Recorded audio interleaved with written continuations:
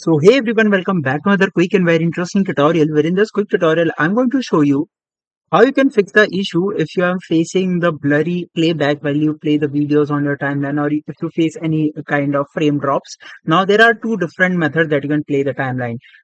Just simply go to this option that says that will look something like this. Either you can select this option that says prefer proxies. In this option it will reduce the video quality, so you'll get the smooth playback. Or what you can do, you can just simply select this option that says prefer camera angles. This one will play the video at the highest quality available, but it will definitely cause some frame drops. So you can select any of them. If you don't want the frame drops and you do want the smooth playback, you can just simply select the proxies. Or if you don't want the video to degrade its quality, you can select this option that says prefer camera originals. Alright, so that's it for this tutorial. I hope this video will be helpful for you. Make sure to hit the like button and subscribe button for more such helpful and interesting tutorials. See you in the next one. Take care.